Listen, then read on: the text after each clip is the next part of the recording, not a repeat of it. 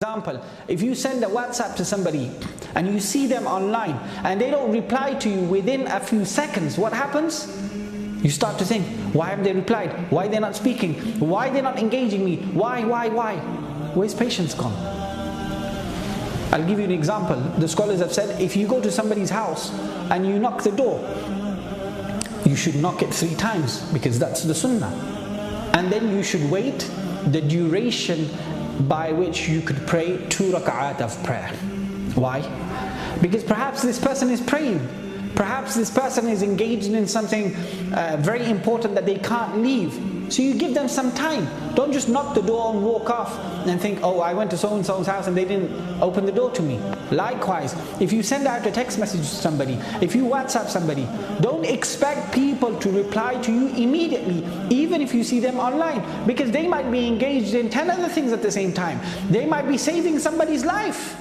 They might be in a life and death situation themselves, and then you're blowing a fuse. Why?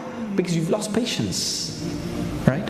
So patience is very important in the world that we live in, because the world is moving so rapidly, so quick.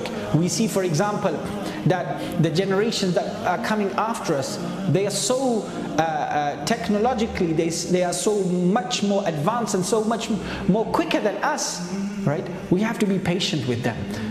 Oftentimes we see that when young people go off track and off trail and show signs of disobedience, for example, towards their parents, people start to blow fuses.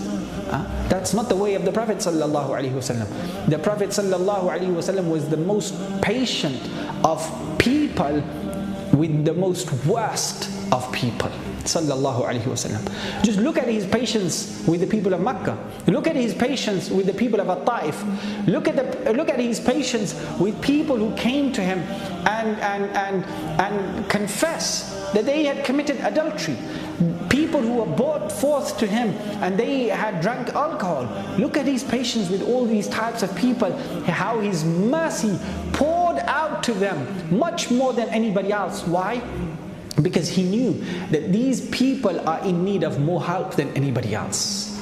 And this is what we have to adorn ourselves and our hearts with, is patience. That if we see situations that we're not pleased with, we're not happy with, right, then we shouldn't blow a fuse. We shouldn't react in a bad way.